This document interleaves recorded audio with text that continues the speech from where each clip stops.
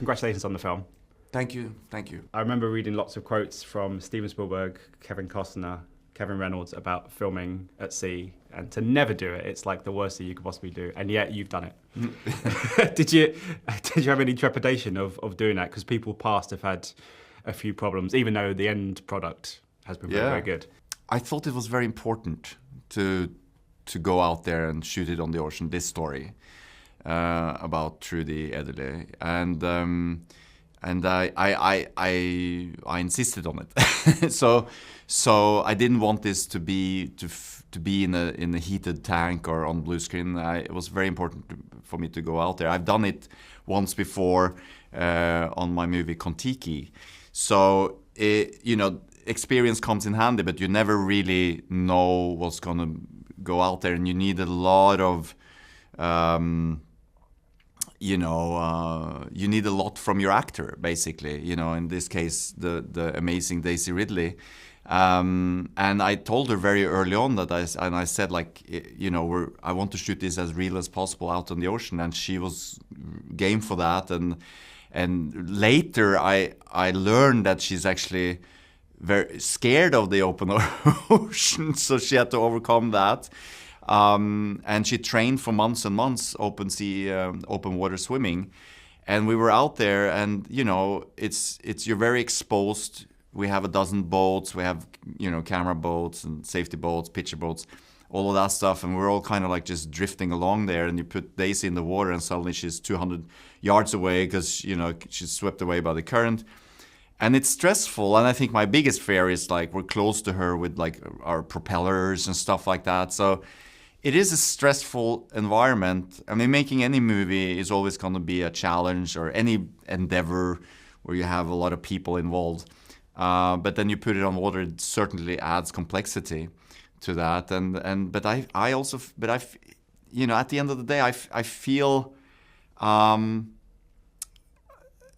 it's rewarding also, because we're out there, we're capturing magic that I feel that we would never get otherwise.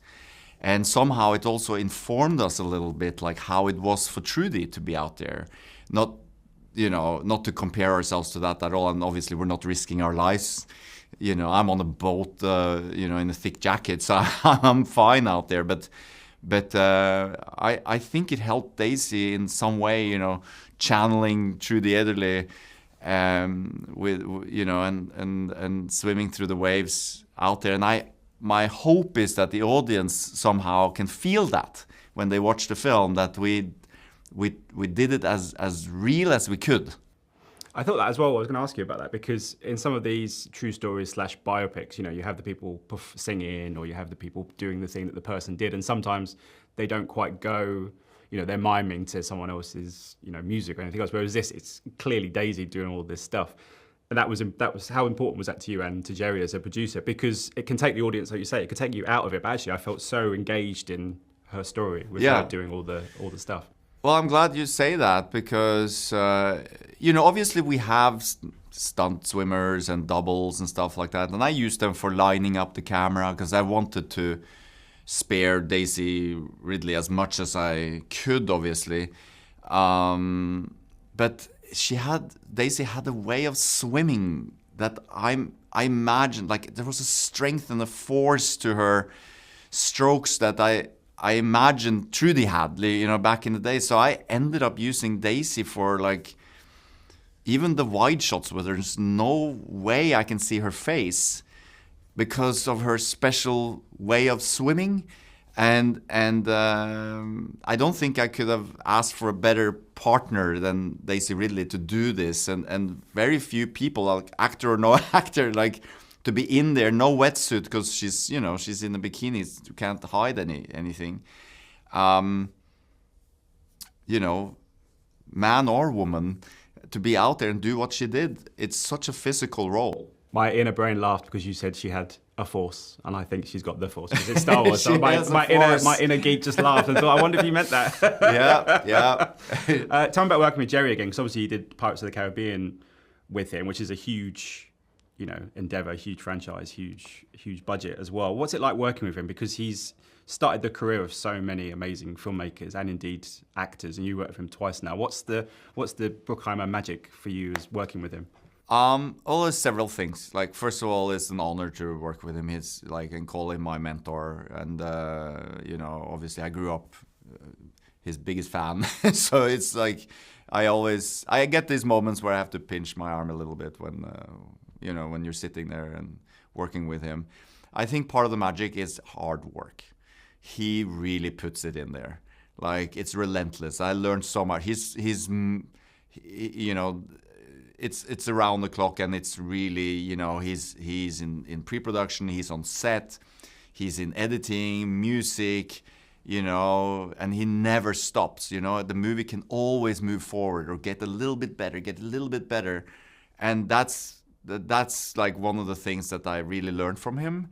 The other thing is that he has an intuition that he has a unique way of projecting himself into the minds of an audience. And so I always trust in his instinct. I always trust in it. Like, I'll argue, you know, I'll fight him on some certain things, but at the end of the day, I know that it's going to be like he says, because he's right. So it's like, I think that's also part of the, you know, his magic is that he has that ability to know what an audience wants.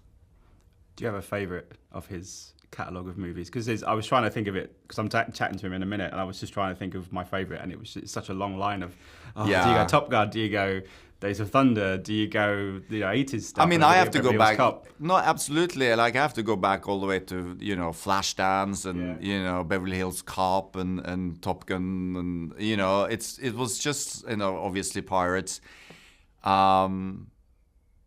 And that was, you know, insane doing Pirates of the Caribbean with him. That was my first film in Hollywood. It was, you know, being thrown into that was,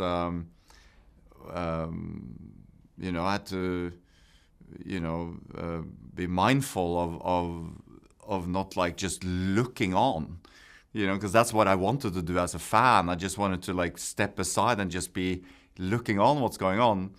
But I think he's also, he has great music, I think, also in his films, and I think that's, you know, when we were making the music for Young Woman and the Sea together with the composer Amelia Warner, which is was such a you know, amazing experience in the way that you know, with him and Amelia and me kind of sitting there and really working it out, and Amelia made some amazing music for Trudy, and